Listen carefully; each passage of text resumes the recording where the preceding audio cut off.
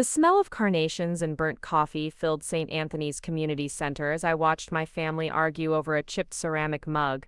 It wasn't even pretty, faded yellow with a crack running down one side that Abuela had glued back together years ago. But there was Uncle Carlos, red-faced and gesturing wildly, insisting it was worth something because it was vintage. Aunt Patty clutched a shoebox of old buttons like they were diamonds, while Cousin Jessica live-streamed the whole thing on her phone, probably calling it authentic grief content for her followers. But I'm getting ahead of myself. Before we jump back in, tell us where you're tuning in from, and if this story touches you, make sure you're subscribed, because tomorrow, I've saved something extra special for you. This was my grandmother's memorial service, and they were fighting over what she used to call centavos, pennies. The woman who raised me, who taught me that dignity mattered more than dollars, who whispered stories about treasure and adventure while braiding my hair, she deserved better than this circus. What they didn't know, what none of them suspected as they squabbled over her kitchen utensils and costume jewelry, was that I was carrying something in my purse that would change everything. A deed. Not to her little bungalow on Maple Street, but to 15 acres of paradise they never knew existed. The morning of Abuela's memorial started like any other Tuesday in Riverside. Marcus was grading papers at our kitchen table, red pen moving in careful circles around student mistakes, while I stood at the counter trying to decide between the black dress that made me look like I was attending a business meeting or the navy one that Abuela had always said brought out my eyes. The September heat was already creeping through our apartment windows, promising another scorching day in Southern California. I chose the navy dress. Abuela would have approved. The drive to St. Anthony's took me through the neighborhood where I grew up, past the corner market where Abuela used to send me for cilantro and lime, past the park where she taught me to ride a bike by running alongside me until I realized she'd let go 3 blocks earlier. Everything looked smaller than I remembered, sun-faded and worn around the edges, but still home in that way that bypasses logic and settles directly into your chest. Marcus squeezed my hand as we pulled into the community center parking lot. "You sure you're ready for this?" I hadn't spoken to most of my family in 2 years, not since the incident at Cousin Brandon's graduation party when Uncle Carlos announced that I was too good for family gatherings now that I'd married a teacher instead of staying in the neighborhood. The words had stung not because they were cruel, but because they came from someone who used to give me piggyback rides and sneak me extra pieces of cake at birthday parties. The community center was exactly as I remembered it, beige walls covered with decades of celebration photos, folding chairs arranged in neat rows, and that particular smell of industrial carpet and cafeteria food that somehow managed to be both comforting and depressing. Abuela would have loved that it was packed. She always said the measure of a life well lived was how many people showed up to say goodbye. They were all there. Uncle Carlos stood near the front, his landscaping company polo shirt freshly pressed, talking in hushed tones with Father Martinez about the service order. Aunt Patty had claimed a table near the memorial display, her designer handbag, a knockoff but she'd never admit it, placed strategically to save seats for her family. Uncle Miguel hovered near the coffee station, looking uncomfortable in a suit that had probably fit him 20 pounds ago. The memorial display itself was beautiful. Someone, probably Mrs. Santos from next door, had arranged dozens of photos spanning 7 decades of Abuela's life. Baby pictures from Mexico, wedding photos with my grandfather who died before I was born, family gatherings, community events, and dozens of pictures of grandchildren at various stages of growth. There I was at 5, gap-toothed and grinning, sitting on Abuela's lap while she read me a story. There was Jessica at her quinceañera, all ruffles and attitude. Brandon playing Little League, Carlos and Miguel as young men working on cars in Abuela's driveway. But it was the later photos that caught my attention. Abuela traveling. Abuela on what looked like a boat, wearing a sun hat and sunglasses, looking more relaxed than I'd ever seen her. Abuela standing in front of a small white house with blue shutters, palm trees visible in the background. When had she taken these trips? She'd never mentioned traveling anywhere except the annual visit to see relatives in Guadalajara. Emma Jessica's voice cut through my thoughts like a siren. She approached with her phone already raised, recording. "Oh my God, you look amazing. So tragic chic. Are you doing okay? This must be so hard since you two were like super close." Before I could answer, she'd moved on, probably already editing the footage in her head. Jessica had turned social media influence into an art form, documenting everything from her morning smoothie routine to her grandmother's death with equal enthusiasm. The fact that she had barely visited Abuela in the last 5 years seemed irrelevant to her current grief performance. The service itself was lovely. Father Martinez spoke about Abuela's dedication to the community, her volunteer work at the food bank, her legendary tamales that had fed half of Riverside over the decades. Mrs. Eleanor Hayes, Abuela's neighbor and closest friend, shared stories about their daily walks and coffee conversations. Uncle Carlos gave a speech about family legacy and tradition that felt more like a campaign platform than a eulogy. I spoke last, keeping it simple. Preparing and narrating this story took us a lot of time, so if you are enjoying it, subscribe to our channel. It means a lot to us. Now back to the story. I talked about the woman who taught me to cook by letting me measure ingredients, who showed me that love was something you did, not something you said, who used to tell me bedtime stories about brave women who built their own kingdoms and never waited for anyone's permission to live their dreams. The family shifted uncomfortably during that part. Abuela's stories about independent women had always made them nervous. But it was after the service, during the reception, that things got ugly. It started innocently enough. Father Martinez had mentioned that the family would need to go through Abuela's belongings, and somehow that triggered a feeding frenzy. Uncle Carlos appointed himself the coordinator, pulling out a legal pad and announcing that they needed to inventory everything fairly. "Now we all know Mama didn't have much," he said, his voice carrying that tone of authority he'd perfected as the eldest son. "But there are some things with sentimental value, and we need to make sure everyone gets something meaningful." Aunt Patty immediately pounced on the jewelry box, a small wooden case with a dancing ballerina that played Clair de Lune when you opened it. "I should get this," she announced. "I'm the only daughter-in-law, and Rosa always said I had good taste in accessories." "That's not how inheritance works, Patty," Uncle Miguel said quietly. He was the peacekeeper, always had been, but even he seemed annoyed by the grab fest developing around us. "Well, technically none of us knows how inheritance works until we see the will," Jessica chimed in, not looking up from her phone. "Like legally speaking." Uncle Carlos waved dismissively. "There's no will. Mama was old school. She figured we'd figure it out ourselves, like family should." That's when I spoke up. "Actually, there is a will." The room went quiet, except for the distant sound of children playing in the community center kitchen. Even Jessica looked up from her phone. "What do you mean there's a will?" Uncle Carlos asked, his legal pad suddenly forgotten. "I mean Attorney Kim has been handling Abuela's affairs for the past 3 years. The will reading is scheduled for Thursday morning." The silence stretched like taffy. Then everyone started talking at once. "Why didn't anyone tell us this?" "Who's Attorney Kim?" "Thursday. That's 2 days away." "Emma, how do you know about this and we don't?" Uncle Carlos raised his voice above the chaos. Hold on. Emma, how exactly do you know about some will when none of us have heard anything about it?" I took a breath, feeling Marcus's supportive presence beside me. "Because Abuela asked me to help her with some paperwork a few months ago. She said she wanted to make sure everything was handled properly." This was mostly true. Abuela had asked me to drive her to the lawyer's office, but she'd been secretive about the details. All I knew was that Attorney Kim had her will, and that I was supposed to be there for the reading. Aunt Patty's eyes narrowed. "What kind of paperwork?" "Legal stuff. I don't know the details." "But you know there's a will reading." "Yes." Uncle Carlos set down his legal pad with more force than necessary. "This is exactly what I'm talking about. You disappear from family events for 2 years, barely visit, and then suddenly you're Mama's little legal advisor." The accusation hung in the air like smoke.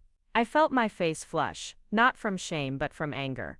"I visited Abuela every Sunday after church. Every single Sunday." "Where were you?" "I was working. Running a business. Supporting my family." "So was I. The difference is I made time." Jessica, sensing drama gold, had started recording again. "Guys, maybe we should all just calm down and wait for Thursday." But Uncle Carlos was on a roll now. "You know what I think? I think you talked an old woman into changing her will. I think you took advantage of someone who was getting confused and lonely." The words hit like a slap. Several people gasped. Mrs. Hayes, who had been quietly cleaning up coffee cups, stopped and stared. "Carlos, that's enough." Uncle Miguel's voice was sharper than I'd ever heard it. But the damage was done. The accusation hung between us, like a crack in glass, impossible to ignore, and growing wider by the second. "Is that what you all think?" I asked, looking around the room. that I manipulated my own grandmother. Aunt Patty wouldn't meet my eyes.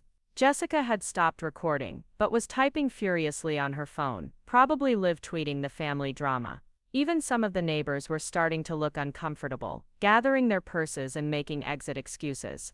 I think Uncle Carlos said, his voice lower but no less pointed, that timing is interesting. Mama gets sick, you start visiting more, and suddenly there's a mysterious will none of us knew about. That's when Mrs. Hayes spoke up. Her voice was quiet, but it carried clearly across the room.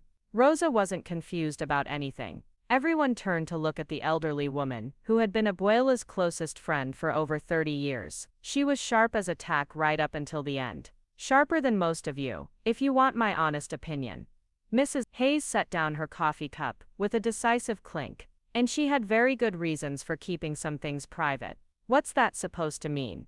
Aunt Patty demanded. Mrs. Hayes looked directly at Uncle Carlos. It means your mother knew exactly what she was doing, and she had her reasons for trusting Emma. Good reasons. The tension in the room was thick enough to cut. I could see Uncle Carlos calculating, trying to figure out what Mrs. Hayes knew and how much trouble he might be in. Well, he said finally. I guess we'll all find out on Thursday, won't we? But as the reception wound down and people started to leave, I caught fragments of whispered conversations, speculation about what Abuela might have owned, what the will might say, whether there was any money hidden away. The fighting over the ceramic mug and buttons suddenly made sense. They weren't arguing over sentimental value. They were worried there wasn't going to be anything else. Marcus and I were among the last to leave. As we walked to our car, I pulled out my phone and called Isabella, my best friend who worked as a paralegal downtown. Isabella, it's Emma. I need a favor. Hey, what's up? How was the memorial? Complicated. Listen, do you know anything about attorney Daniel Kim? He has an office downtown. Kim and Associates. Yeah, they handle a lot of estate planning. Good reputation. Why? My grandmother's will reading is Thursday, and my family thinks I somehow manipulated her into changing it. Isabella was quiet for a moment. Did you?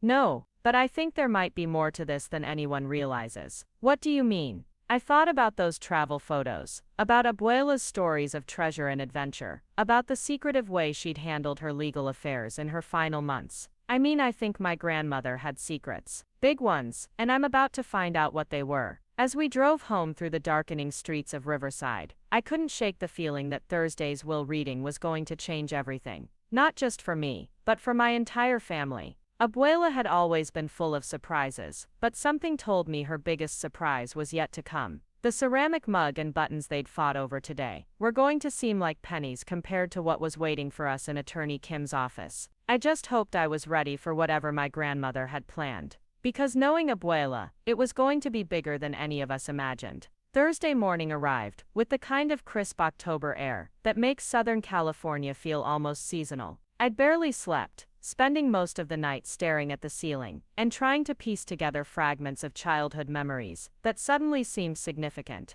Abuela's stories about brave women building kingdoms, her mysterious trips that I'd never questioned. The way she'd sometimes stare out her kitchen window toward the west, as if she could see something the rest of us couldn't. Marcus had offered to come with me to the will reading, but I needed to face this alone. Whatever Abuela had planned, whatever secrets she'd been keeping, I wanted to hear them without filters or protection. I owed her that much. The law offices of Kim and Associates occupied the third floor of a renovated brick building in downtown Riverside's historic district. The elevator was older than I was, with brass buttons that had been polished smooth by decades of nervous hands. I pressed 3 and tried to ignore the way my stomach was performing acrobatics. The waiting room was exactly what you'd expect from a small-town estate attorney. Burgundy leather chairs that had seen better decades, law books arranged more for appearance than actual use, and the kind of neutral artwork that was designed to offend absolutely no one. The receptionist, a woman in her 50s with kind eyes and perfectly styled gray hair, smiled warmly when I approached. You must be Emma Rodriguez.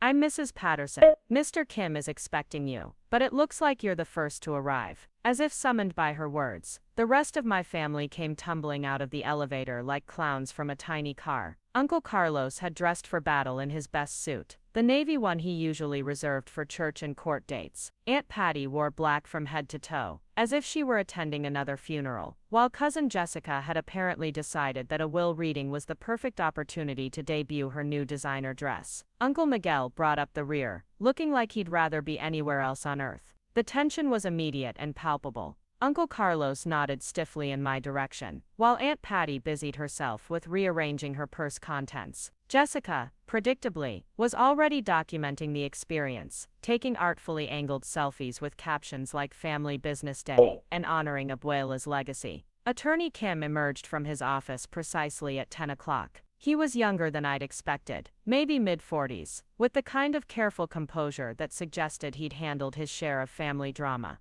His handshake was firm, his smile professional but genuine. "Thank you all for coming. I know this is a difficult time, but Mrs. Rodriguez was very specific about how she wanted this handled. Please come in." His office was larger than the waiting room suggested, with windows that looked out over the old mission church and the mountains beyond. A conference table dominated the center of the space, surrounded by chairs that looked significantly more comfortable than the ones in the waiting area. Attorney Kim gestured for us to sit wherever we felt comfortable, a suggestion that immediately triggered a subtle territorial dispute. Uncle Carlos, asserting his position as eldest son, took the seat closest to the attorney. Aunt Patty positioned herself directly across from him, with Jessica beside her already adjusting her phone for optimal recording angles. Uncle Miguel chose a spot near the window, as far from the action as possible. I sat at the end of the table, partly because it was the only chair left, but mostly because it felt appropriate somehow. I'd always been on the periphery of this family's dynamics. Attorney Kim settled into his chair and opened a thick manila folder.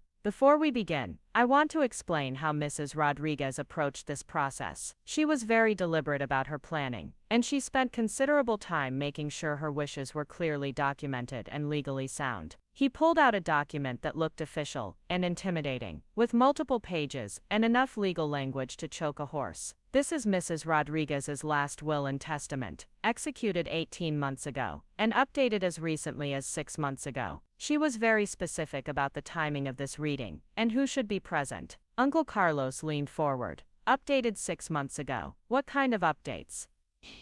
"We'll get to that. First, let me read the preliminary statements." Attorney Kim cleared his throat and began. "I, Rosa Elena Rodriguez, being of sound mind and body, do hereby declare this to be my last will and testament, revoking all previous wills and codicils." The language was formal, sterile, nothing like the warm storytelling voice I remembered. But as Attorney Kim continued, I began to hear echoes of Abuela's personality in the specific instructions and conditions she'd laid out. "To my sons Carlos, Miguel, and my daughter-in-law Patricia, I leave my house on Maple Street, to be shared equally among the 3 of them. The property may be sold, and proceeds divided, or they may choose to maintain it as they see fit." Uncle Carlos sat back, with visible relief. The house wasn't worth a fortune, but in Riverside's improving market, it represented a decent inheritance. Aunt Patty was already calculating. I could tell by the way her eyes had gone slightly unfocused. "I also leave to them the contents of the house, with the following exceptions." Attorney Kim turned the page. "All personal papers, photographs and documents, are to go to my granddaughter Emma Rodriguez. All jewelry and keepsakes of sentimental value are to be distributed among my grandchildren as they choose, with Emma serving as mediator, if disputes arise." Jessica perked up at the mention of jewelry, probably already planning which pieces would photograph best for her social media.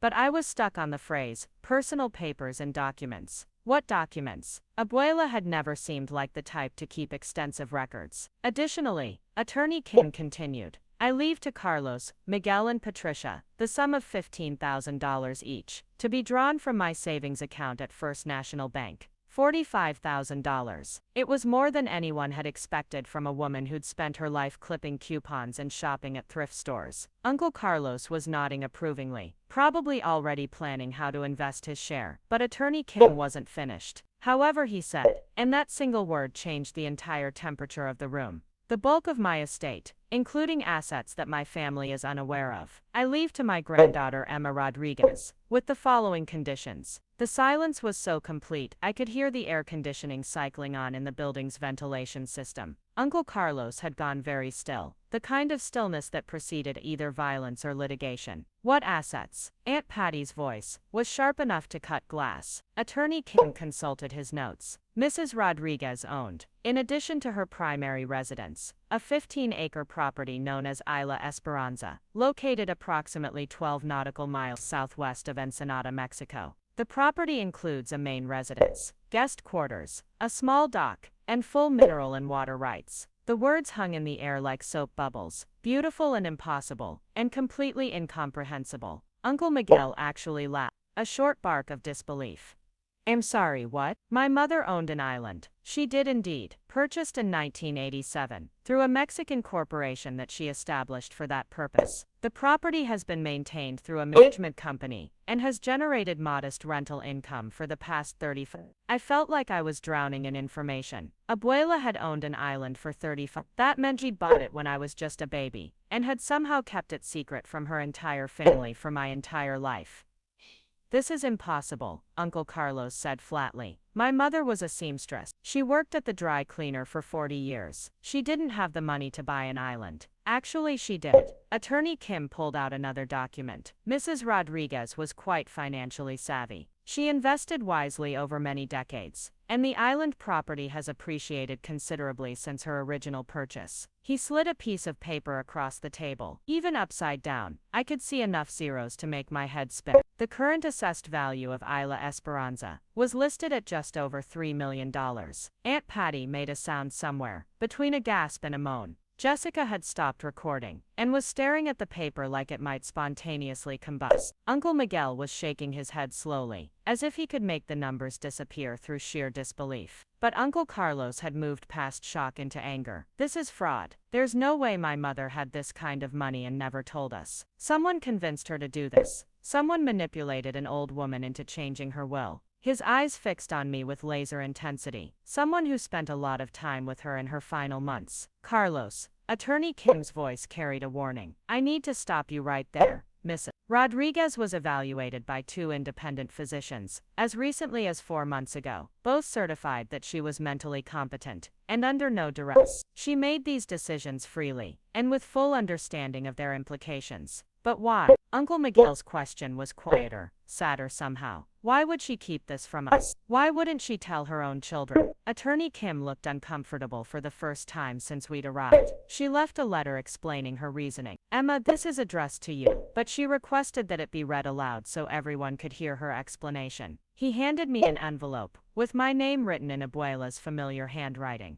My hands were shaking as I opened it, and when I unfolded the letter, I could smell the faint scent of her perfume still clinging to the paper. My dearest Emma, I began, my voice barely above a whisper. If you are reading this, then I am gone, and my secret is finally yours to know. I paused, looking around the table at faces ranging from furious to devastated. But Abuela had wanted them to hear this, so I continued. When I was 28 years old, the same age you are now, I won the California lottery. Not the big jackpot you see on television, but enough money to change my life, if I was smart enough. I never told anyone, not even your grandfather, because I knew what would happen. The family would expect things. They would make assumptions about what I owed them, what I should do with money I had earned through luck and careful investment. Uncle Carlos was gripping the edge of the table so hard his knuckles had gone white. I kept reading. Instead, I lived the same life I had always lived, but I invested wisely and I saved everything I could. When the opportunity came to buy Isla Esperanza, I saw it as a chance to build something beautiful and lasting, something that could be passed down to future generations, who would appreciate it for what it truly was. And what is it truly? Jessica had found her voice again, though it came out as a croak. I scanned ahead in the letter, then continued reading. Isla Esperanza is not just property, it is possibility. It is a place where someone brave enough to dream big can build the life they choose, free from the expectations and limitations that others try to place on them. Emma, you have always been brave enough to dream big. The letter went on to explain the practicalities. Abuela had been visiting the island several times a year for decades, usually telling the family she was going to visit relatives in Mexico. The property was fully paid for, professionally managed, and currently generating about $8,000 per month in rental income from eco-tourists and The island is yours now, Emma, along with enough money to maintain it properly, and to make whatever changes you see fit. But there are conditions, because I know my family, and I know that they will not understand this gift. I looked up from the letter. Everyone was staring at me, with expressions ranging from amazement to outright hostility. Attorney Kim nodded encouragingly, so I continued. First, you must visit the island within 60 days of this reading, and stay for at least 1 week. You must see it for yourself. Understand what it is and what it could become. Second, if you decide to sell the property, you must offer your family the right of first refusal at fair market value. Third, and most importantly, you must promise me that you will not let anyone else's opinions or expectations change your dreams. The letter concluded with a paragraph that made my eyes blur with tears. You are the only one in this family who ever listened to my stories about brave women building their own kingdoms. You are the only one who ever asked questions about the places I had been and the things I had seen. You have the heart of an explorer and the soul of a dreamer, and I trust you to understand what this gift truly means. The silence after I finished reading stretched for what felt like hours. Finally, Uncle Carlos spoke, his voice dangerously quiet. This is unacceptable. Attorney Kim raised an eyebrow. In what way? In every way. My mother leaves us a house and $45,000, but she gives a 28-year-old girl a $3 million island. That's not inheritance. That's favoritism, taken to a psychotic extreme. It's also completely legal. Attorney Kim replied calmly. Mrs. Rodriguez had every right to dispose of her assets as she saw fit. Legal doesn't make it right. Aunt Patty chimed in. Rosa raised all of us. We took care of her when she was sick. We were here for her. Were you? The question slipped out before I could stop it. I remember a lot of Sunday dinners where it was just me and Abuela. I remember driving her to doctor's appointments because none of you were available. I remember her being in the hospital for 3 days last year, before Uncle Carlos even found it. That's different, Uncle Carlos snapped. We had responsibility. Jobs, families to support. So did I. Part-time work at a coffee shop is not the same as running a business. The dismissal in his voice was like a match to gasoline. Years of accumulated resentment suddenly blazed into open flame. You're right. It's not the same. Because when I worked at the coffee shop, I still made time for family. When I was in school, I still visited every Sunday. When I was planning my wedding, I still called to check on her every few days. And now we know why. Aunt Patty said coldly. All that attention paid off, didn't it? The accusation hung between us like poison. I could feel my face burning with anger and shame, even though I knew I had nothing to be ashamed of.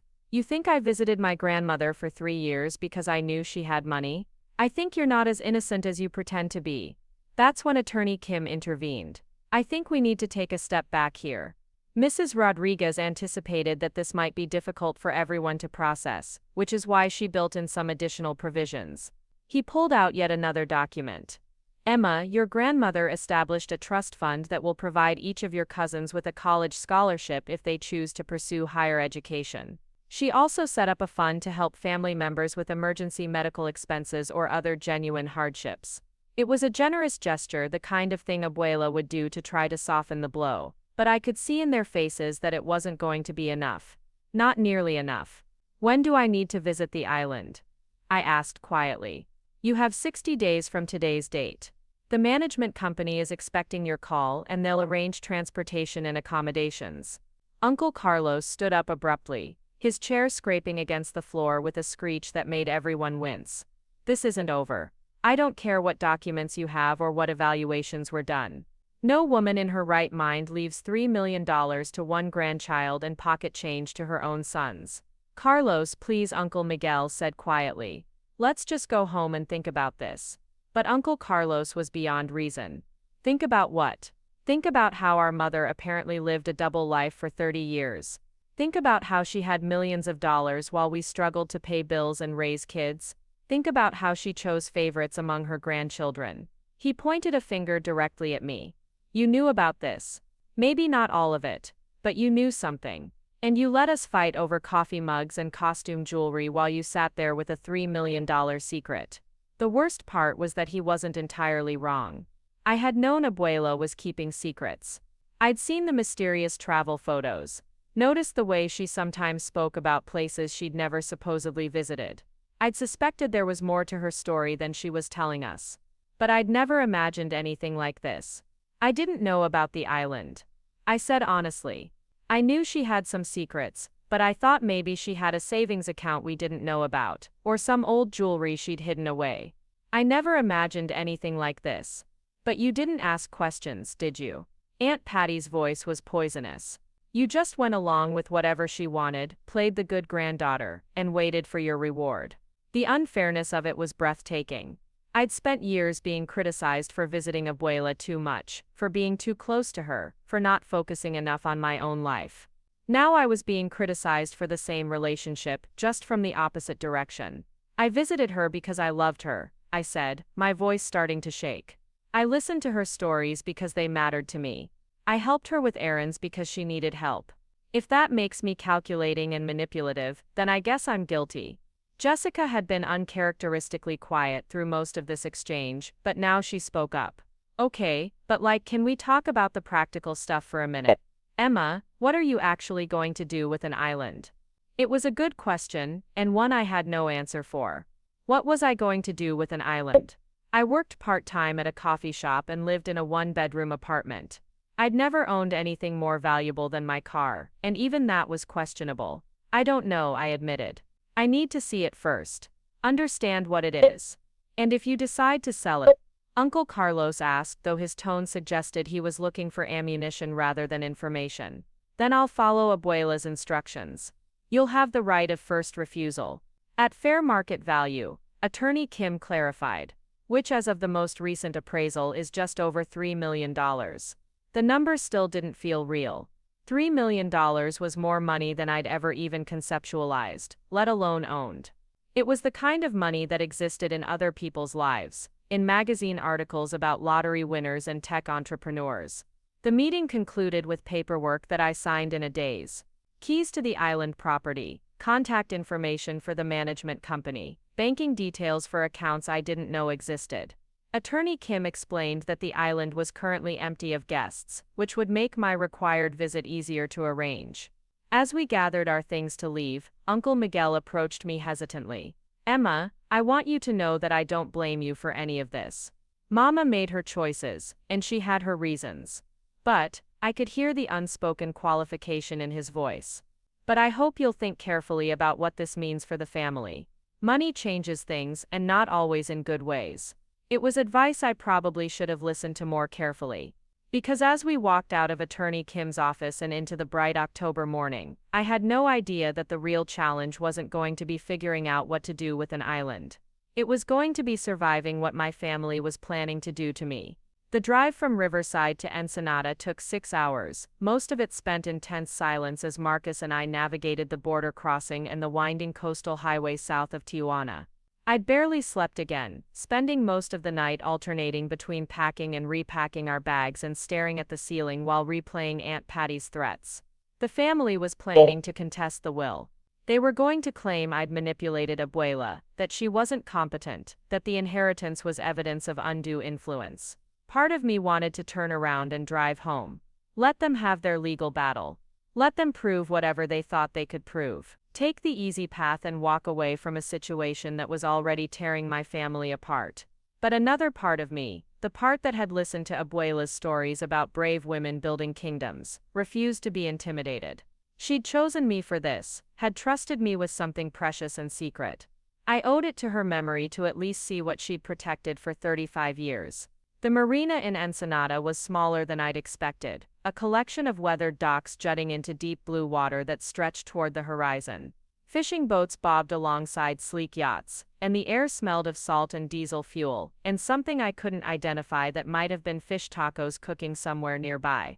Miguel, the boat captain, was easy to spot. He was the only person at the marina wearing a crisp white polo shirt with Esperanza Property Management embroidered on the chest. He looked to be in his 60s, with silver hair and the kind of deep tan that comes from decades of working in the sun. "Señora Rodriguez," he called out, as we approached, his English accented but perfect. "Welcome to Ensenada. I am Miguel Herrera. I will be taking you to Isla Esperanza today." He helped us load our luggage onto a boat that was much nicer than I'd anticipated. Not a luxury yacht, but a solid-looking vessel with comfortable seating and what appeared to be professional navigation equipment. As Miguel prepared for departure, I found myself studying his face, looking for some clue about what he thought of this situation. "Did you know my grandmother well?" I asked as we pulled away from the dock. Miguel's expression softened. Senora Rosa was a remarkable woman. She came to the island 6 or 7 times each year for the past 20 years. Always alone, always quiet, but she knew every member of our staff by name. She cared very much about the property and the people who worked there. What did she do on the island? Many things. She read books on the beach. She walked the trails every morning before sunrise. She helped our gardener with the vegetable garden behind the main house. Sometimes she would sit on the dock for hours, just watching the water. It was a side of Abuela I'd never seen. The woman Miguel described sounded peaceful, contemplative, completely different from the bustling grandmother, who was always cooking or cleaning or organizing family gatherings. She also painted, Miguel continued. There is a studio in the guest house that she used. Beautiful watercolors of the island, the ocean, the sunsets. She left many paintings there over the years. Abuela had painted. In all my years of knowing her, I'd never seen her hold a paintbrush or express any interest in art. Yet another secret, another piece of a life I was apparently only beginning to understand. The crossing took 90 minutes, just as promised. For the first hour, we could still see the Mexican coastline behind us, but gradually it faded until we were surrounded by nothing but deep blue water. Marcus spent most of the journey looking slightly green around the gills, but I found the motion of the boat oddly soothing. Then Miguel pointed ahead, and I saw it. Isla Esperanza rose from the ocean like something from a travel magazine. White sand beaches curved around emerald green hills covered in tropical vegetation. Palm trees swayed in the ocean breeze, and I could see what looked like a small building nestled among the trees on the highest point of the island. The water around the island was such a brilliant turquoise that it looked artificial, like someone had added food coloring to create the perfect tropical paradise. "It's beautiful," Marcus said, his seasickness apparently forgotten. Miguel guided the boat toward a small wooden dock that extended into the crystal-clear water. As we got closer, I could see fish swimming beneath us, their movements creating ripples of light and shadow on the sandy bottom. "The main house is about a 10-minute walk up the hill," Miguel explained, as he tied off the boat. "Carmen will be waiting for you there with the keys and information about the property." Carmen turned out to be a woman in her 40s with kind eyes and a warm smile. She greeted us at the dock, and helped carry our luggage up a winding path that led through the most beautiful garden I'd ever seen. Bougainvillea in shades of purple and pink climbed over archways, while hummingbirds darted between flowering bushes I couldn't name. "Your grandmother designed most of this garden herself," Carmen said as we climbed. She spent many hours working with Eduardo, our groundskeeper, to choose plants that would thrive in the island climate. The main house was a revelation. From the outside it looked like a traditional Mexican villa, with white stucco walls and red tile roof. But inside it was clearly designed for comfort and relaxation. The furniture was simple but elegant, with large windows that offered stunning views of the ocean in every direction. The kitchen was modern and well-equipped, and the living room opened onto a terrace that overlooked the beach.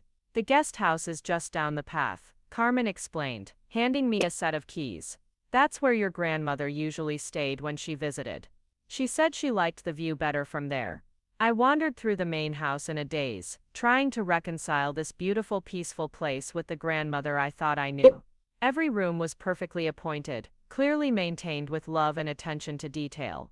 The bookshelves were filled with novels in both English and Spanish, and the walls were decorated with what I now realized were Abuela's watercolor paintings. The guest house was smaller, but even more charming. It consisted of a single large room with a bed, a sitting area, and a small kitchenette, plus a bathroom with a shower that looked out through frosted glass toward the ocean. But what took my breath away was the art studio that occupied one corner of the room. Easels, brushes, tubes of paint, and stacks of canvases covered every surface. The paintings were everywhere. Sunsets over the ocean. The view from the dock at dawn. The garden in full bloom. Close-up studies of tropical flowers and seabirds. And in the corner, a painting I recognized immediately, though I'd never seen it before. It was me. Not as I looked now, but as a child, maybe 7 or 8 years old, sitting cross-legged on Abuela's kitchen floor, while she braided my hair. But in the painting, we weren't in her small house in Riverside. We were here on the island, with the ocean stretching endlessly behind us. I sank into a chair and stared at the painting, my mind reeling. How long had Abuela been planning this? How long had she imagined me here, in this place she'd kept secret from everyone else? Marcus found me there 20 minutes later, still staring at the canvas. Emma, you okay? I pointed to the painting. She imagined me here. Years ago, maybe decades ago, she painted me here. He studied the image, his expression thoughtful. Or maybe she always planned for you to be here. Maybe this whole thing wasn't as sudden as we thought. Carmen knocked on the door frame, interrupting our conversation. I'm sorry to disturb you, but I wanted to show you the property files before I leave. Miguel will return tomorrow with fresh supplies, but you should have everything you need for tonight. The property files were extensive. Maintenance records, rental agreements, financial statements, correspondence with government agencies. As I flipped through them, I began to understand the scope of what Abuela had been managing from thousands of miles away. Isla Esperanza wasn't just a vacation property, it was a business. A small but profitable ecotourism operation that attracted diving groups, photographers and travelers looking for an authentic island experience. The guest accommodations could house up to 8 people, and during peak season, the island was booked months in advance. Your grandmother was very involved in the operation. Carmen explained. She approved all the guests personally, reviewed all the marketing materials, and insisted that we maintain the high. She cared very much about protecting the coral reefs and the bird nesting areas. How much money does it actually make? I asked, studying the financial statements. After expenses, usually between $80,000 and $90,000 per year. Your grandmother reinvested most of the profits back into the property, solar panels, water filtration systems, dock improvements. She said she wanted to leave it better than she found it. $90,000 a year. It wasn't a fortune, but it was more than I made at the coffee shop, more than Marcus made teaching. It was enough to maintain the property, and maybe even enough to live on, if we were careful. After Carmen and Miguel left, promising to return the next day with groceries and fresh water, Marcus and I explored the island properly. It was larger than it had looked from the boat, with trails that wound through dense tropical forest, and beaches that were completely deserted, except for the occasional seabird. We found the dock Abuela had apparently spent hours sitting on, a simple wooden structure that extended into deep water perfect for swimming. We discovered a small chapel that looked like it had been built decades ago, with wooden pews and a simple altar facing the ocean. We climbed to the highest point of the island, where a lookout platform offered 360-degree views of endless blue water.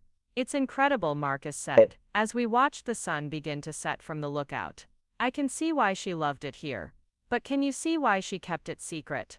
He was quiet for a moment, considering. Yeah, actually. I can. Your family would have turned this into something else. Carlos would have wanted to develop it, build more buildings, maximize the profits.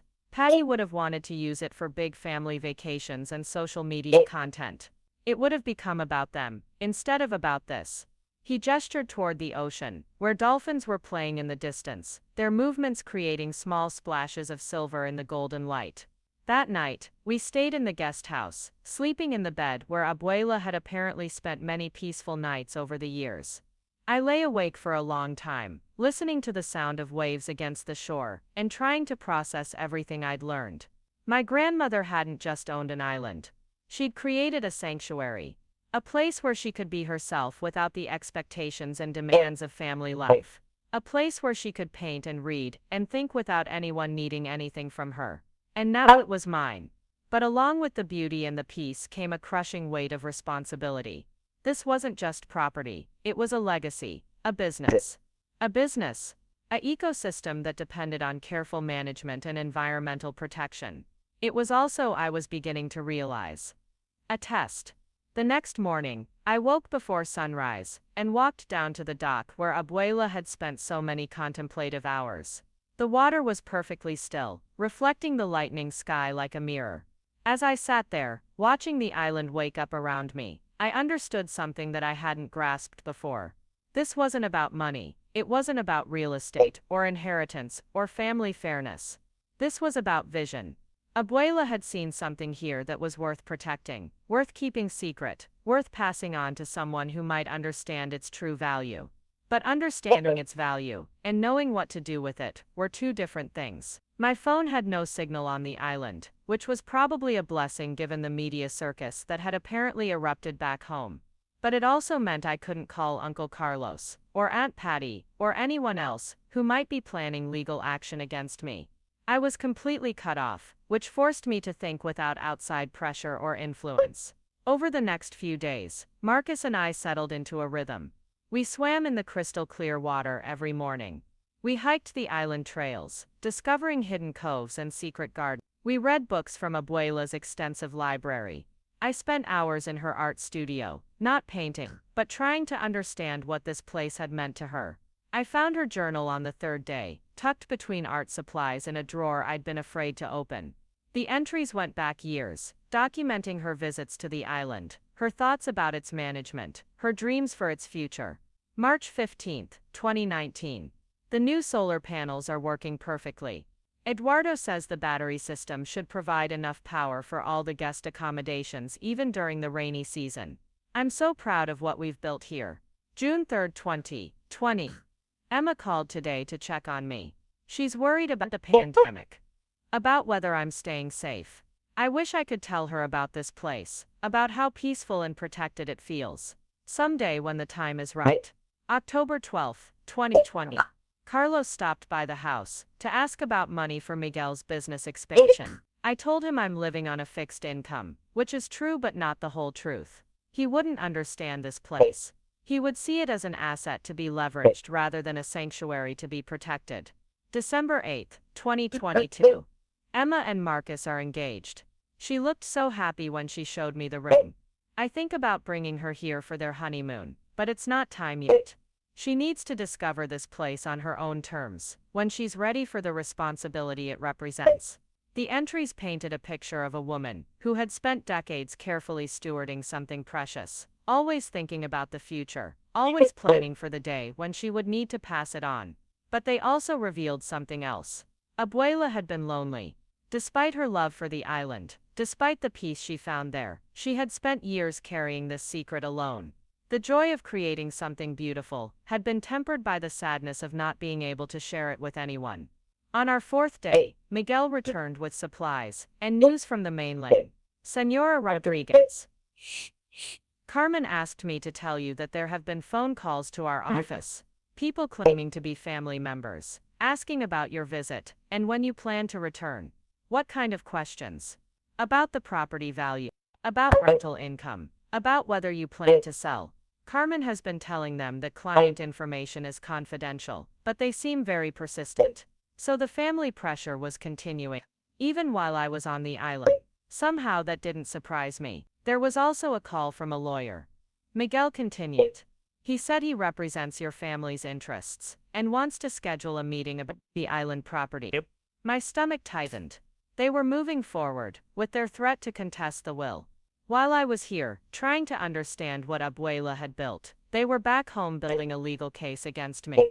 Miguel, can I ask you something? What did you think of my grandmother? Honestly, he smiled. Senora Rosa was the most thoughtful person I have ever worked for. She remembered everyone's birthday, everyone's children's names. When my grandson was born, she brought gifts from California. When Eduardo's wife was sick, she paid for medical treatment that our insurance wouldn't cover. Did she ever seem confused to you? Or like she might be easily influenced? Miguel's expression grew serious. Senora Rodriguez, your grandmother was one of the sharpest people I've ever known. She managed this property better than most business executives manage their companies. She understood every detail of the operation, every expense, every decision. If anyone tries to tell you she wasn't capable of making her own choices, they are lying. His words were reassuring, but they also made me realize something important. If I was going to keep this property, if I was going to honor Abuela's vision and protect what she'd built, I was going to have to fight. And fighting meant going back to face my family. That evening, as Marcus and I watched another spectacular sunset from the dock, I made my decision. I'm not selling the island. He nodded as if he'd been expecting this. Good. I was hoping you'd say that. You were. Emma, this place is magical. It's exactly the kind of thing your grandmother would have wanted to preserve. And honestly, I think you're the only person in your family who would preserve it rather than exploit it. But it means fighting Uncle Carlos and Aunt Patty. It means lawyers, and legal bills and probably years of family drama. It also means honoring your grandmother's wishes, and protecting something beautiful. We sat in comfortable silence, watching the stars emerge in the clear island sky. I thought about Abuela's journal entries, about her years of careful planning and secret marriage. I thought about her painting of me as a child, sitting in this very place, that I hadn't known existed. I thought about her stories of brave women building kingdoms. Maybe this was my kingdom. Maybe this was the place where I could finally understand what she'd been trying to teach me all those years. But first I had to fight for the right to keep it. On our 5th morning on the island, I walked to the highest point of the property and called Attorney Kim using the phone Miguel had left for emergencies. The connection was scratchy but clear enough for me to explain my decision. Mr. Kim, I want to keep the island. Whatever legal challenges my family is planning, I want to fight them. I'm glad to hear that, Emma. Your grandmother would be proud. But I need to warn you that your uncle has already filed preliminary papers with the probate court. This is going to be expensive and complicated. What do they need to prove? Undue influence requires showing that you had a confidential relationship with your grandmother, that she was susceptible to influence, that you had an opportunity to exercise that influence, and that the inheritance represents an unnatural disposition of her assets. Can they prove any of that? They'll try. The fact that you visited her frequently and helped with errands establishes opportunity. The size and nature of the inheritance is certainly unusual. The question will be whether they can convince a judge that your grandmother wasn't making independent decisions. But you have medical evaluations proving she was competent. Yes, and that's our strongest defense. But legal battles can be unpredictable, especially when families are involved. After hanging up, I walked back down to the guest house and found Marcus packing our bags. Time to go home, he asked. Time to go fight. We had been on Isla Esperanza for 6 days, long enough to fall in love with its beauty and understand its significance. But as Miguel's boat carried us back toward the Mexican coast, I knew that the real challenge was just beginning. The family that had argued over coffee mugs and costume jewelry was about to discover that their granddaughter had learned something important during her time on the island. I'd learned that some things were worth fighting for, even when the fight seemed impossible, especially when the fight seemed impossible. As the island disappeared behind us, I touched the small watercolor painting I'd taken from Abuela's studio. It showed the view from the dock at sunrise, with dolphins playing in the distance. On the back in Abuela's handwriting were the words Para la niñita Vivians. For Emma, my brave granddaughter. I was about to find out just how brave I really was. The drive back to Riverside felt like traveling between 2 different worlds. 6 hours earlier, I'd been sitting on a pristine beach watching dolphins play in crystal clear water. Now I was stuck in Los Angeles traffic, breathing exhaust fumes, and dreading the confrontation waiting for me at home. My phone had exploded back to life the moment we crossed the border. 47 missed calls, dozens of text messages, and a voicemail box so full it wouldn't accept new recordings. The messages ranged from concerned friends, asking if the news stories were true, to reporters wanting interviews, to family members demanding to know where I'd been and when I was coming home. The most disturbing message was from Uncle Carlos, left just 2 hours earlier. His voice was calm, professional, the tone he used when he was trying to sound reasonable while doing something unreasonable. Emma, we need to talk immediately. There have been some developments while you were away. Some information has come to light that changes the situation significantly. Call me as soon as you get this message. Don't talk to anyone else first. This is important. I didn't call him back. Instead, how have you been? I've been trying to reach you for 2 days. On the island, like I told you. What's going on? Your family has been busy. They filed a formal will contest claiming undue influence. That's not the worst part. They've also been making some serious accusations. My stomach dropped. What kind of accusations? They're claiming that you forged your grandmother's signature on recent documents. They're saying that the updated will from 6 months ago was created without her knowledge or consent. I pulled over to the side of the freeway, my hand shaking. That's impossible. I never had access to any legal documents. I didn't even know about the island until the will reading. I know that, and you know that, but they've presented what they claim is handwriting analysis showing irregularities in the signature on the will amendment. Can they prove forgery?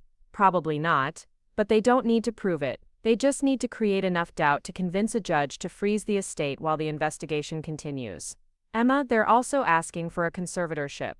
A what? They're claiming that inheriting this much money so suddenly has affected your mental stability. They want the court to appoint a conservator to manage your financial affairs until you can be properly evaluated. I sat in my car on the side of the freeway, watching traffic rush past and tried to process what Attorney Kim was telling me. My family wasn't just trying to take the island away from me. They were trying to have me declared mentally incompetent. Based on what evidence? They're citing your sudden disappearance to Mexico as evidence of impulsive, irrational behavior. They're saying that your decision to travel to a foreign country alone, without telling family members where you were going, demonstrates poor judgment and possible psychological instability. I told Uncle Carlos I was going to visit the island. Did you tell him specifically when you were leaving or how long you'd be gone? I thought back to our phone conversation. I'd been angry, defensive, eager to get off the phone. No, I just said I was going. They're also using social media posts about your inheritance as evidence that the sudden wealth has affected your judgment. I haven't posted anything about the inheritance. No, but your cousin Jessica has. And apparently some of her followers have been tagging you in comments about how you should spend the money. Your family is characterizing this as evidence that you're being influenced by strangers on the internet. The manipulation was so transparent it was almost breathtaking. They were using their own social media activity as evidence against me, twisting every normal response to an extraordinary situation into proof of mental instability. What happens now? You need to come in immediately. We have a hearing scheduled for Monday morning. The judge wants to review the medical evaluations of your grandmother's competency, and she wants to interview you personally about your decision-making process. Will the conservatorship petition be decided at the same hearing? Probably not, but it's possible. Emma, I need to ask you something, and I need you to be completely honest. Is there anything in your recent behavior that could be interpreted as irrational or impulsive? Anything they could use against you? I thought about the last week, deciding to visit Mexico on 24 hours' notice, disappearing to an island without detailed communication with my family, falling in love with a property I'd never seen before, and deciding to keep it despite having no experience with international real estate. Maybe I admitted, but everything I've done has been reasonable given the circumstances. That's what we need to convince the judge. Can you be in my office tomorrow morning at 9? Yes. And Emma, don't talk to any family members before then. Don't respond to their calls or texts. Anything you say could be used as evidence of your mental state. After hanging up with Attorney Kim, I sat in my car for a long time, trying to figure out how a simple inheritance had turned into a battle for my personal autonomy. 6 months ago, I'd been nobody special. A part-time coffee shop employee married to a high school teacher living quietly in a one-bedroom apartment. Now I was apparently wealthy enough to be worth destroying, and my own family was leading the attack. Marcus had been quiet during the phone call, but now he reached over and took my hand. We'll fight this, he said simply. What if they're right? What if I am being irrational? Emma, you inherited property from your grandmother and decided to visit it before making any major decisions. That's not irrational, that's responsible. You spent a week learning about the property and the business before deciding whether to keep it. That's not impulsive, that's careful. But maybe I should sell it. Maybe trying to keep an island I can't afford to maintain is crazy. Is that what you want to do? I thought about the sunrise over the ocean, about Abuela's paintings, about the peace I'd felt sitting on that dock. I thought about her journal entries, about the years she'd spent carefully building something beautiful and sustainable. No, I want to keep it. I want to honor what she built. Then we fight. The next morning, Attorney Kim's office felt like a war room.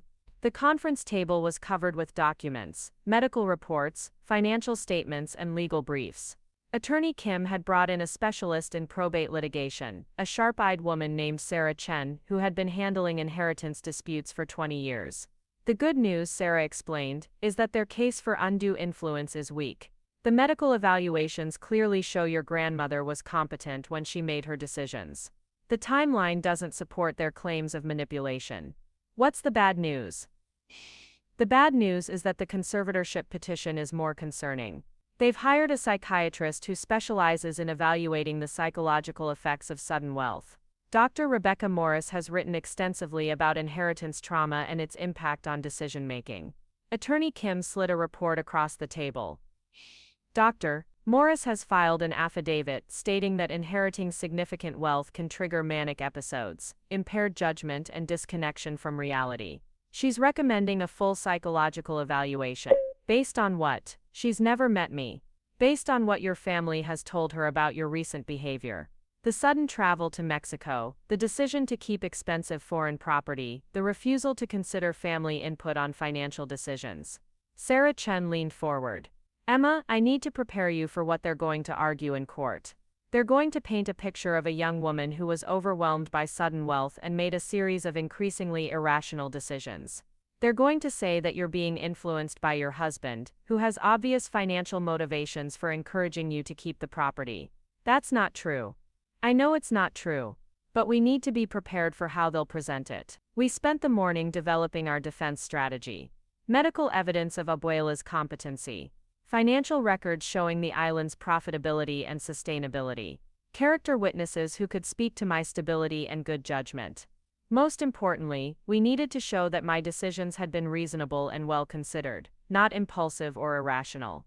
The key, Sarah explained, is demonstrating that you understood the full scope of what you were inheriting and made informed decisions about how to handle it. The fact that you visited the property before deciding to keep it actually works in your favor.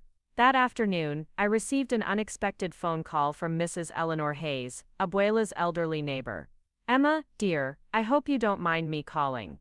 I got your number from the phone book. Of course not, Mrs. Hayes. How are you? I'm fine, but I'm worried about you. I've been hearing things around the neighborhood about legal troubles. It's complicated, but I'm handling it. I'm sure you are, but I wanted to tell you something that might be helpful. Your grandmother used to talk to me about her plans for the island. I sat up straighter. What did she say? She said she'd been watching her family for years, waiting to see who would understand what the island really meant. She said most of them saw everything in terms of money, but you were different. Different how? She said you were the only one who ever asked about her stories, who wanted to hear about the places she'd been and the things she'd seen. She said you had the heart of an explorer. Mrs. Hayes paused, and I could hear her taking a shaky breath. Emma, she also told me about the legal provisions she'd put in place. She knew her family might challenge her decisions. She prepared for it. What do you mean? She made recordings. Video recordings explaining her reasoning, her mental state, her hopes for the island's future. She asked me to keep them safe and only release them if there was legal trouble. My heart started racing. You have videos of my grandmother, explaining her decisions. I have 3 hours of recordings made over the past 2 years. Your grandmother sitting in my living room, talking directly to the camera, explaining exactly why she made every choice she made. This was the evidence we needed. Not just medical evaluations or financial records, but Abuela herself, in her own words, explaining her reasoning and demonstrating her competency. Mrs. Hayes, would you be willing to provide those recordings to my attorney? Of course, dear. That's why Rosa made them. The next day, Attorney Kim and Sarah Chen reviewed the recordings while I sat in the conference room, trying not to pace. When they finally looked up from the laptop screen, both were smiling. This changes everything. Sarah said. These recordings don't just prove competency, they prove careful planning and clear reasoning. Your grandmother anticipated every argument they're making and addressed it directly. She clicked to a specific timestamp and turned the laptop toward me. There was Abuela, sitting in Mrs. Hayes' familiar living room, looking directly into the camera, with clear, focused eyes. I know that my decision to leave Isla Esperanza to Emma will surprise my family, she said, her voice strong and certain. Some of them will be angry. Some will claim I wasn't thinking clearly, or that Emma somehow influenced my decision. I want to state clearly, for the record, that this choice is mine alone.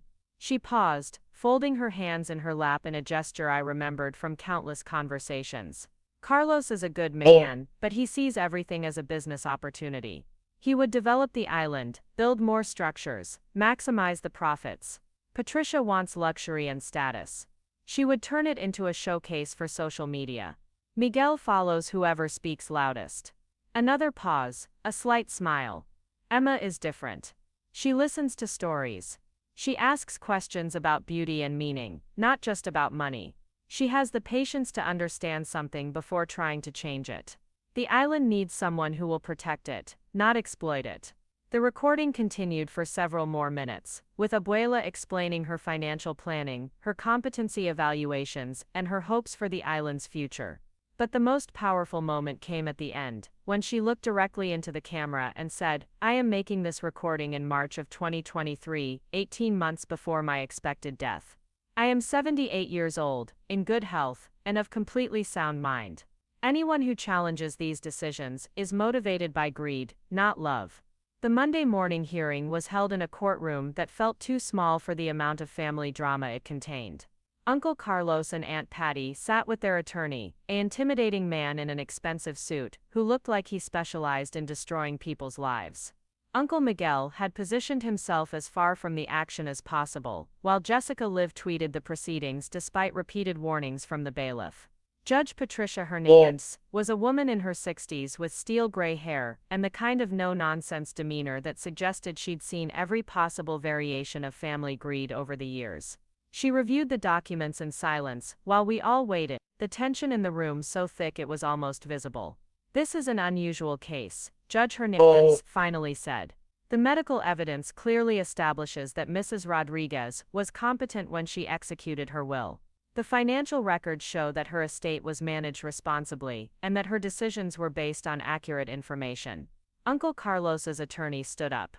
"Your Honor, competency at the time of death doesn't address the possibility of undue influence over several months or years. Our psychological expert has identified concerning patterns in the beneficiary's recent behavior that suggest." "I've reviewed Dr. Morris's report," Judge Hernandez interrupted. "And I've also reviewed the video recordings that were submitted yesterday." She turned to look directly at me. "Miss Rodriguez, I've watched 3 hours of your grandmother, explaining her reasoning, her plan." She was clearly competent, clearly independent, and clearly determined to protect something she valued. Uncle Carlos's face had gone red. "Your Honor, those recordings could have been made under duress. Mr. Rodriguez, your mother made those recordings over a 2-year period, in the presence of a neutral witness, specifically to prevent the kind of challenge you're making today. She anticipated your objections and addressed them thoroughly." Judge Hernandez shuffled through the papers in front of her. "The petition for conservatorship is denied. The evidence shows that Miss Rodriguez's decisions, while perhaps unexpected, have been reasonable and well considered. Visiting inherited property before making decisions about its future is responsible behavior, not evidence of mental instability." I felt my knees go weak with relief. No conservatorship meant I would maintain control over my own life and decisions. As for the will contest, Judge Hernandez continued, "The evidence of undue influence is insufficient. The medical evaluations, the video recordings, and the timeline of events all support the conclusion that Mrs. Rodriguez made her decisions freely and competently." Uncle Carlos's attorney tried one more time. "Your Honor, the disproportionate nature of the inheritance itself suggests." "The disproportionate nature of the inheritance suggests that Mrs. Rodriguez had specific reasons for her decisions. Reasons she explained thoroughly in her recordings." Judge Hernandez. "Arseben Akulsit, 107 manner in turn. This court recognizes the will of Rosa Rodriguez as valid and binding. The estate will be distributed according to her wishes." Case dismissed. The gavel fell with a sound like thunder. As we filed out of the courtroom, Uncle Carlos grabbed my arm. "This isn't over, Emma. You think you've won something, but all you've done is destroy this family." "I didn't destroy anything," I said quietly. "I just refused to let you destroy what Abuela built." Aunt Patty stopped in front of me, her face a mask of cold fury. "You'll regret this. That island will bankrupt you within 2 years, and when it does, don't come crying to family for help." But it was Uncle Miguel who surprised me. As we reached the courthouse steps, he approached hesitantly. "Emma, I want you to know that I don't blame you for any of this. Mama made her choices, and she had her reasons." "Thank you, Uncle Miguel. But I also want you to know that Carlos and Patty aren't going to let this go. They're talking about challenging the Mexican property ownership, claiming fraud in the original purchase. Can they do that? They can try. And they will, because they can't accept that Mama saw something in you that she didn't see in the rest of us. 3 months later, I was back on Isla Esperanza, but this time I wasn't a visitor. This time, I was home. Marcus and I had made the decision together. He'd taken a leave of absence from teaching to help me learn the business of running an ecotourism operation. We'd moved into the main house on the island, spending our days working with Eduardo and Carmen to improve the property and our evenings planning for the future. The legal challenges had continued for a while. Uncle Carlos and Aunt Patty had hired investigators to look into the original property purchase, searching for any irregularity that might invalidate Abuela's ownership. They'd found nothing because there was nothing to find. Abuela had been scrupulously legal in all her dealings. Eventually, even their lawyers had advised them to give up. The cost of pursuing international litigation was exceeding any possible benefit, and their chances of success were essentially zero. The island was profitable, just as Abuela had planned. More than profitable, actually. We'd increased bookings by updating the website and improving the marketing materials, but we'd done it carefully, maintaining the environmental standards. I'd also started painting again, something I hadn't done since high school. There was something about the island light, the endless horizon, the peaceful rhythm of days defined by sunrise and sunset, rather than clocks and deadlines, that made creativity feel natural again. One evening, as I sat on the dock where Abuela had spent so many contemplative hours, I opened the last entry in her journal, the one I hadn't been able to read before. If you are reading this, Emma, then you have chosen to keep the island, and you have survived whatever challenges the family presented. I always knew you were brave enough, but I needed you to know it too. Isla Esperanza means Island of Hope. I chose that name because this place represents the possibility of building something beautiful and lasting, something that exists for its own sake, rather than for profit or status. You understand that now. The island is yours now, but it also belongs to the future. Protect it. Share it with people who understand its value. Teach your children, when you have them, that some things are worth more than money. I have watched you grow from a curious child into a thoughtful young woman. You have always asked the right questions and listened to the answers. You have the heart of an explorer and the wisdom of a guardian. The island needs both. Build your kingdom here, my brave granddaughter. Make it everything you dreamed it could be. As I finished reading, Marcus joined me on the dock, carrying 2 cups of coffee and a letter that had arrived that afternoon. "It's from Jessica," he said, handing me the envelope. I opened it cautiously, expecting more family drama. Instead, I found a handwritten note that took me completely by surprise. "Emma, I know I was awful during the whole will thing. I was jealous and stupid, and I said things I didn't mean. But I've been thinking a lot about Abuela lately, and about the stories she used to tell us when we were kids. She always said that someday one of us would build something amazing. I think she was talking about you. I know you probably don't want to hear from me, but I wanted you to know that I've been following your social media posts about the island conservation work. It's really cool what you're doing. Maybe someday, if you don't hate me completely, I could visit and see what Abuela created. PSNS. I stopped posting about family drama on Instagram. Turns out there are more interesting things to talk about. I showed the letter to Marcus, who smiled. Sounds like someone learned something from all this. Maybe we all did. That night, I sat in Abuela's art studio, working on a painting of the view from the dock at sunset. But instead of copying her style, I was developing my own, adding elements she never would have included. Solar panels glinting on the guest house roof. A group of marine biology students snorkeling near the coral reef. Marcus reading on the beach while a family of sea turtles nested nearby. It was still Abuela's island, but it was becoming mine too. A place where conservation and education coexisted with hospitality and business. A place where people could experience something rare and beautiful without destroying it. I'd learned something important over the past year. Inheritance isn't just about receiving something valuable. It's about understanding what makes it valuable, and accepting the responsibility to protect that value for the future. My family had fought over Pennies at Abuela's memorial, because they couldn't see past the immediate material value of her possessions. They'd fought over the island for the same reason, seeing only dollar signs where Abuela had seen possibility. But I'd learned to see with her eyes. To value things that couldn't be sold or spent or divided among competing heirs. To understand that some legacies are worth more than their market price. The island was my inheritance, but it was also my responsibility. And for the first time in my life, I was exactly where I belonged. 2 years had passed since that courtroom victory, and Isla Esperanza had transformed in ways I never could have imagined when I first stepped off Miguel's boat into what felt like a fantasy. The island was still paradise, but now it was a paradise with purpose. We'd built 3 additional eco-friendly cabins using sustainable materials and solar technology that would have made Abuela proud.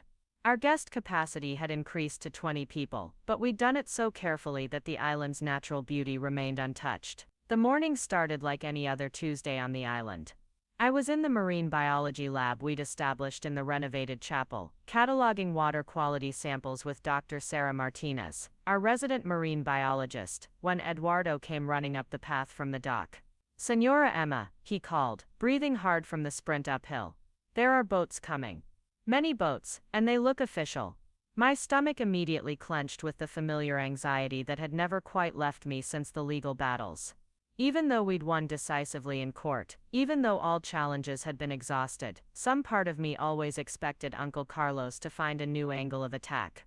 I followed Eduardo down to the main dock, where Miguel was securing our usual supply boat, but he was right about the other vessels. 3 large boats were approaching from the direction of Ensenada, flying Mexican flags and moving with the purposeful formation of an official convoy.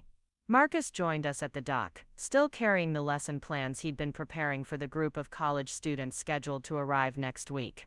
We'd turned part of our operation into an environmental education center, hosting marine biology classes and conservation workshops. It was profitable and meaningful, exactly the kind of sustainable growth that honored Abuela's vision. "Any idea what this is about?" Marcus asked, shading his eyes against the morning sun. "None," I replied, but my mind was already racing through possibilities. Environmental inspections, tax audits, immigration issues, or maybe some new legal challenge from my family that I hadn't anticipated. The lead boat pulled up to our dock, and a woman in an official Mexican government uniform stepped onto the wooden planks. She was young, maybe early 30s, with an air of professional competence that made me think she was here on serious business. "Buenos dias. I am Maria Castillo, from the Ministry of Environment and Natural Resources. Are you Emma Rodriguez, the current owner of this property?" "Yes, I am. Is there a problem?" "No problem at all. Actually, quite the opposite. May we speak privately?"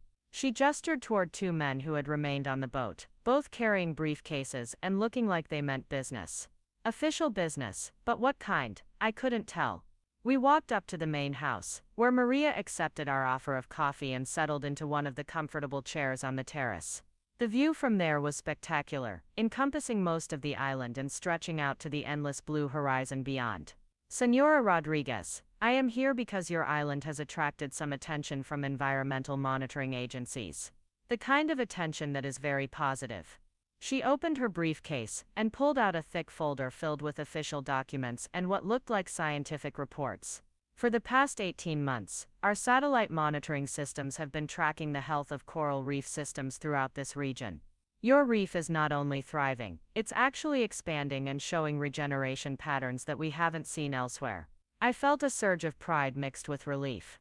We'd worked hard to maintain the environmental standards Abuela had established, and we'd actually improved them with new water filtration systems and stricter guidelines for guest activities. The marine protected area around your island has become a model for conservation efforts throughout Baja California. The species diversity in your waters has increased by 30% since you took ownership. Maria flipped through several pages of data, pointing out charts and graphs that showed improving water quality, fish population growth, and coral health indicators. "But that's not why I'm here today," she continued. "I'm here because the Mexican government would like to offer you a partnership." She pulled out another document, this one bearing multiple official seals and signatures. "We would like to designate Isla Esperanza as Mexico's first privately managed marine sanctuary. You would retain full ownership of the property, but you would receive government support for conservation efforts and official recognition as a protected environmental zone." The implications started sinking in immediately. Official protected status would bring prestige, funding opportunities, and legal protections that would make the island virtually impossible for anyone to challenge or develop inappropriately. What would this partnership involve exactly? Financial grants for conservation equipment and research facilities. Official designation that would boost your ecotourism credentials internationally. Legal protections that would prevent any future development that might threaten the ecosystem. She paused, looking out over the water where a pod of dolphins was playing in the distance. Most importantly, it would establish Isla Esperanza as a permanent conservation site that could never be sold for development, regardless of who owns it in the future. The significance of that last point wasn't lost on me. Even if something happened to me, even if the property eventually passed to other family members, it would be legally protected from the kind of commercial exploitation that Uncle Carlos had probably been dreaming about. There is one requirement, Maria continued. The property owner must commit to maintaining current conservation standards and must agree to participate in ongoing environmental research and education programs. We're already doing that, Marcus said. We host marine biology students. We maintain water quality monitoring. We've established sustainable tourism practices. Yes, we know. That's why you're being offered this partnership. Your grandmother began this work, and you've expanded it in exactly the ways that environmental science recommends. Maria handed me the partnership agreement to review. The terms were generous, almost beyond belief. $50,000 annually for conservation equipment and facilities. Government-sponsored research programs that would bring international scientists to the island. Official marketing support that would attract high-end eco-tourists from around the world. How long do I have to make this decision? Take all the time you need, but we hope you'll consider accepting. There are very few privately owned properties that meet our standards for this kind of partnership, and yours exceeds them significantly. After Maria and her team left, promising to return in a week for my answer, Marcus and I spent the rest of the day walking the island and talking through the implications. The partnership would transform Isla Esperanza from a successful private business into something much larger and more permanent. It's exactly what your grandmother would have wanted, Marcus said, as we sat on the dock watching the sunset. She protected this place for 35 years, and now you have the chance to protect it forever. But it also means we can never sell it, never change course if the business fails, never pass it on to someone who might want to use it differently. Is that a bad thing? I thought about Uncle Carlos, about the development plans he would have implemented immediately if he'd inherited the island. I thought about Aunt Patty's vision of turning it into a luxury resort for social media influencers. I thought about the coral reefs that were thriving because we'd maintained strict environmental standards. No, I said finally, it's exactly what needs to happen. That evening I called Mrs. Eleanor Hayes to tell her about the government partnership offer. At 85, she was still sharp as a tack and remained my most trusted advisor on matters involving Abuela's legacy. Emma dear, that sounds wonderful. But I have something to tell you that might influence your decision. What is it? I received a phone call today from your cousin Jessica. She's been accepted to a marine biology graduate program and wants to know if she could do her thesis research on your island's coral restoration. Jessica. The cousin who had live-tweeted our family drama, who had posted social media rants about inheritance fairness, who had spent months portraying me as a manipulative fortune hunter. She called you instead of calling me directly. She was embarrassed. She knows she behaved badly during the legal proceedings, and she wasn't sure you'd want to hear from her. I remembered the letter Jessica had sent months ago apologizing for her behavior and expressing genuine interest in the conservation work we were doing. I'd responded politely but hadn't maintained contact, still too hurt by her public accusations to risk renewed conflict. What did you tell her? I told her she should call you herself and ask. But Emma, I think you should consider it.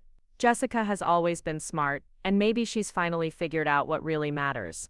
The next morning, Jessica called. Her voice was hesitant, completely different from the confident social media personality I remembered. Emma, I know I have no right to ask you for anything after how I acted, but I'm hoping you might consider letting me do research at the island. What kind of research? Coral restoration techniques in marine protected areas. My professor says your reef system is one of the healthiest in the region, and it would be perfect for studying natural regeneration patterns. I was quiet for a moment, trying to reconcile this serious scientific Jessica with the person who had accused me of manipulating our grandmother. Jessica, why marine biology? You studied communications and marketing. Because I spent 2 years feeling angry and bitter about Abuela's will, and then I realized I was angry about the wrong thing. I wasn't mad that you inherited the island. I was mad that I'd never understood what made it worth inheriting. Her voice became stronger, more confident. So I started reading about marine conservation and coral reef ecosystems and sustainable tourism. I took science courses at the community college.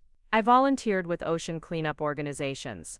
And I realized that what you and Abuela were protecting isn't just valuable, it's irreplaceable. And now you want to study it, I want to understand it. I want to contribute to protecting it. I want to make up for being such an idiot during the family drama. I found myself smiling for the first time in a conversation with Jessica in years. How long would you need to be here for the research? 6 months, maybe 8. I'd pay for my own accommodation and expenses. I wouldn't expect any special treatment just because we're family. Actually, I said, making a decision that surprised me, we have a research assistant position that comes with the government partnership I'm considering. If you're serious about this, and if your credentials check out, you could be our first official researcher. The silence on the other end of the phone stretched for so long I thought we'd been disconnected.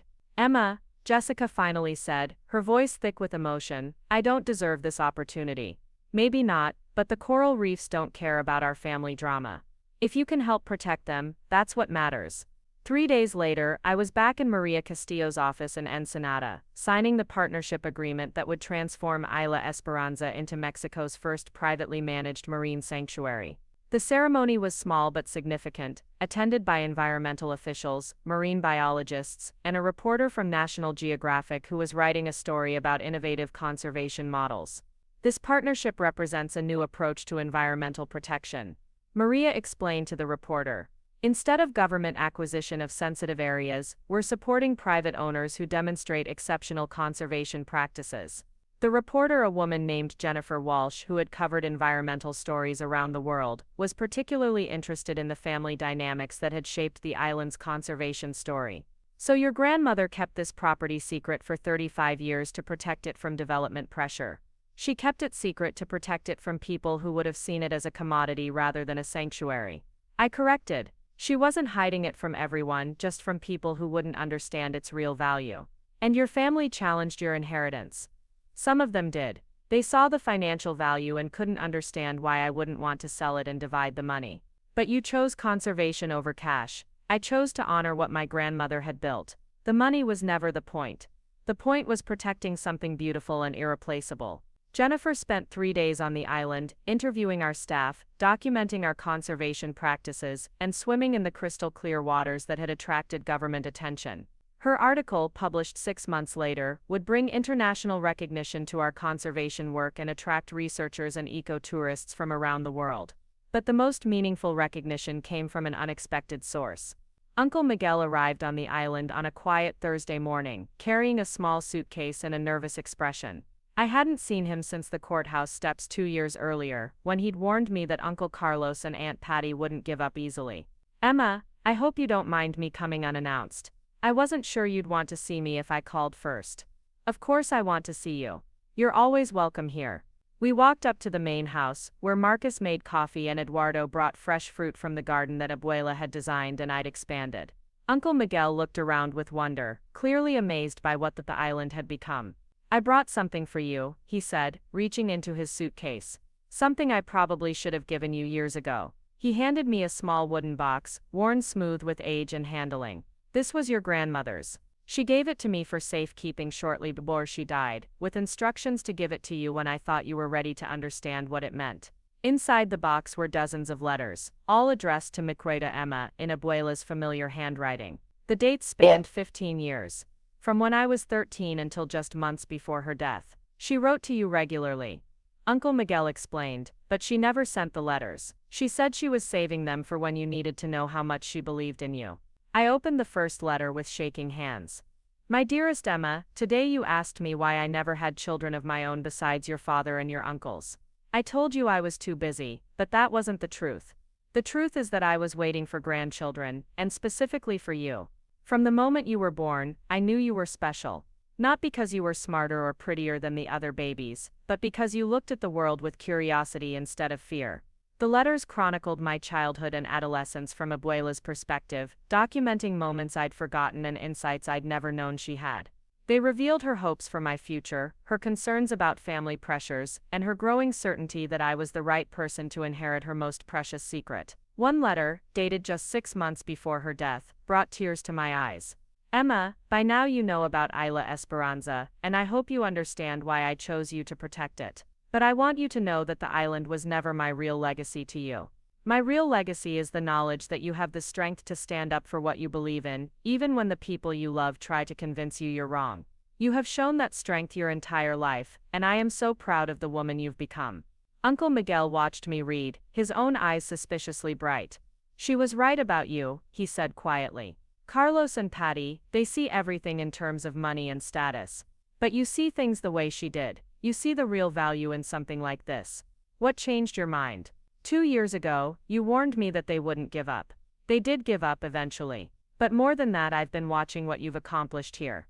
The conservation work, the research programs, the sustainable tourism model. You've turned Mama's dream into something even bigger than she imagined.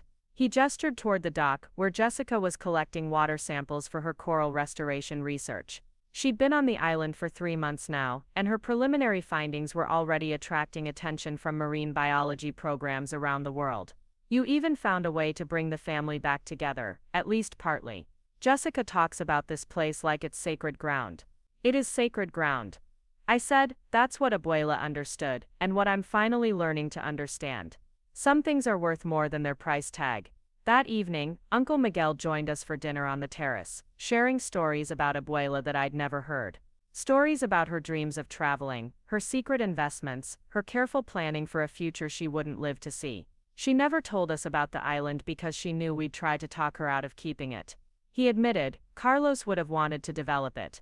Patty would have wanted to sell it and buy something flashier. I would have worried about the taxes and maintenance costs. And now I understand why she trusted you with it.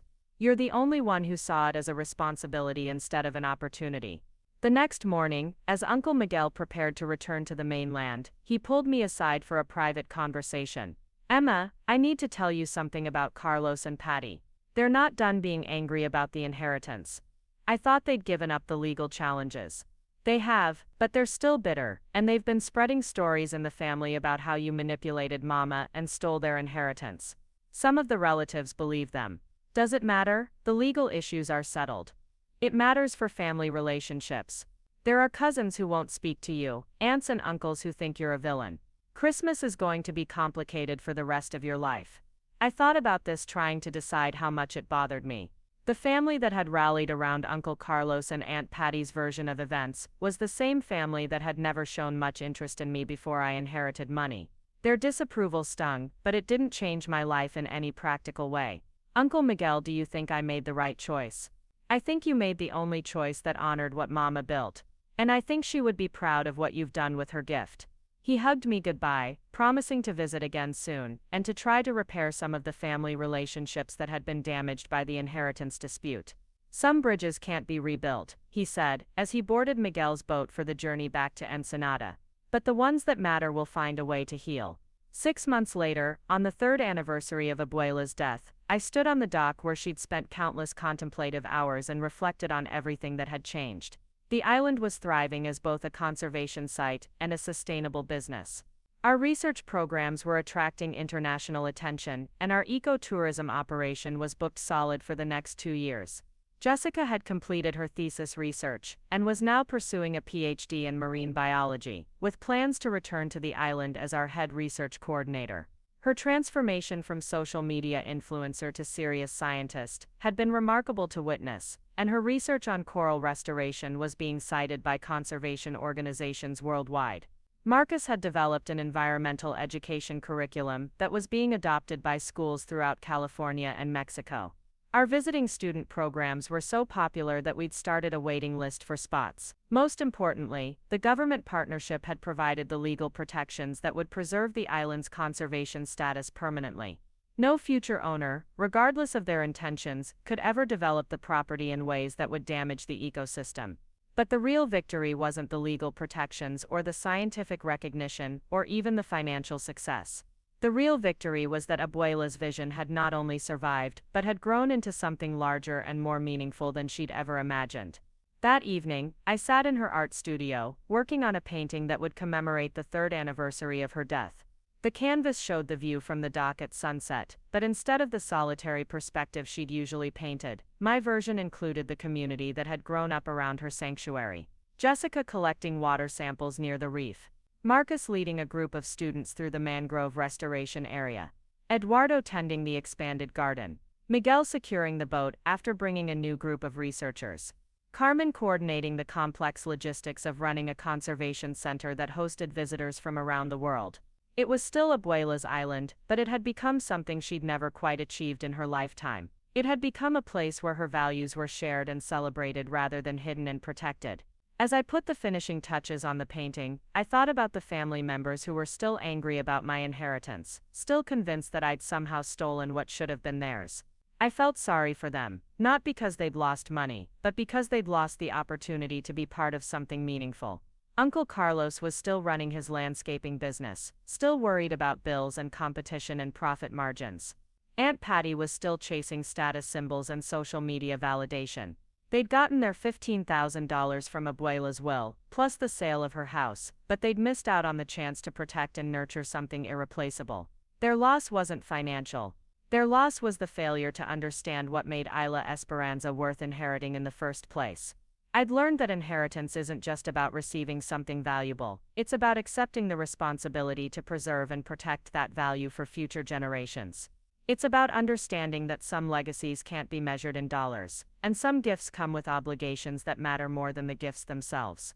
Abuela had given me more than a private island. She'd given me the chance to become the kind of person who could be trusted with something precious and irreplaceable. She'd challenged me to see beyond immediate financial value to long-term meaning and purpose. And somehow, against all odds and despite all the family drama, I'd managed to honor that challenge. The island would continue to thrive as a marine sanctuary. The research programs would attract scientists and students from around the world. The ecotourism operation would provide sustainable income while protecting the very ecosystems that made the island valuable. Most importantly, the legal protections we'd established meant that Isla Esperanza would remain a conservation site forever, regardless of who owned it in the future. Abuela's legacy was secure, and for the first time since that shocking day in the lawyer's office, I felt truly at peace with the inheritance that had changed my life. The island was no longer just my responsibility. It had become my home, my purpose, and my contribution to a world that desperately needed more people willing to protect beautiful things rather than exploit them. As I finished the anniversary painting and prepared for bed, I whispered a quiet thank you to the grandmother who had trusted me with her most precious secret. She'd been right about everything, especially about the kind of person I could become if I was brave enough to accept the challenge. The memorial service 3 years ago had been about pennies and costume jewelry and family members fighting over scraps. But the real treasure had been hidden in plain sight all along, waiting for someone wise enough to recognize its value and strong enough to protect it. I'd found my kingdom, just like in Abuela's stories. And I was going to spend the rest of my life making sure it thrived. 10 years had passed since that Memorial Day when my family fought over chipped coffee mugs while I carried the secret that would change everything. I was standing in the same community center where Abuela's service had been held, but this time the occasion was different. The banner hanging over the entrance read Rodriguez Family Marine Conservation Foundation Annual Scholarship Awards. Uncle Carlos stood beside me at the podium, his weathered hands steady as he opened the folder containing the names of this year's recipients. His transformation over the past decade had been remarkable to witness. The man who once saw everything as a business opportunity had become one of the most passionate conservation advocates I'd ever known. This year, he announced to the assembled crowd of family members, community leaders, and marine biology students, we're awarding scholarships to 15 young people who have demonstrated exceptional commitment to ocean conservation and environmental science. The foundation had been his idea, established 3 years ago, with profits from the island's ecotourism operations. We provided full college scholarships to students from low-income families who wanted to pursue careers in marine biology, environmental science, or sustainable tourism management. It was our way of ensuring that Abuela's legacy would continue to grow long after we were gone. Jessica stepped forward to present the first award, her doctoral degree in marine biology, now serving the foundation as its research director.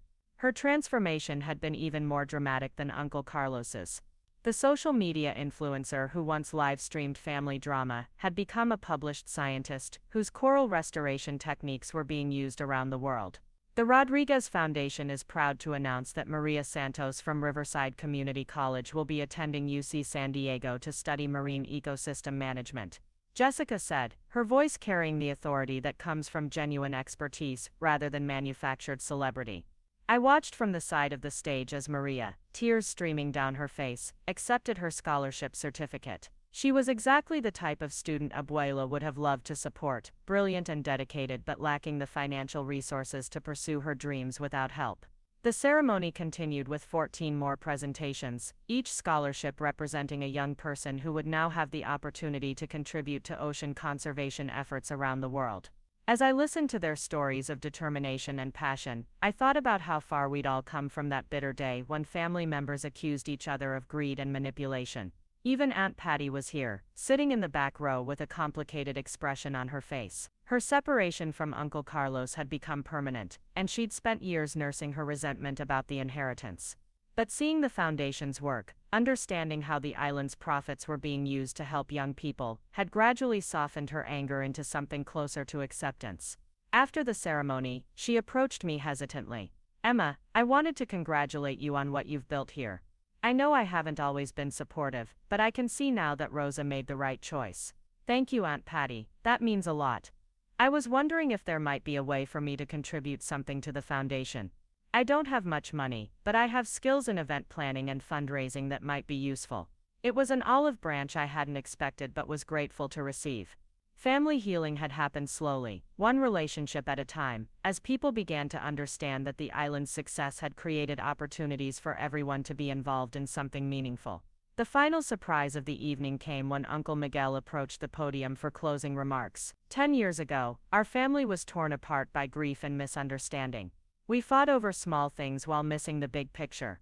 Today we're united around something Rosa would have been proud of, a mission that extends her values far beyond what any of us could have imagined. He gestured toward a photo display, showing the island's conservation work over the past decade. Emma didn't just inherit property, she inherited responsibility. And she's used that responsibility to create something that benefits not just our family, but young people throughout Southern California, who share Rosa's vision of protecting the natural world. As the evening wound down and people began to leave, I found myself thinking about the painting I'd been working on in Abuela's old studio. It showed the view from the community center looking toward the ocean, but instead of empty water, the horizon was filled with the boats of former scholarship recipients, now working as marine biologists, conservation educators, and sustainable tourism operators around the world. The island had taught me that inheritance isn't just about receiving something valuable. It's about understanding that some gifts come with the obligation to share their benefits with others. Abuela's sanctuary had become a foundation for creating opportunities for young people who might otherwise never have the chance to pursue careers in conservation science. The family that had once fought over pennies was now working together to fund the dreams of future environmental leaders. It wasn't the ending I could have imagined that day when I first learned about Isla Esperanza, but it was exactly the kind of transformation that Abuela's stories about brave women building kingdoms had always promised was possible. Up next, you've got 2 more standout stories right on your screen. If this one hit the mark, you won't want to pass these up. Just click and check them out.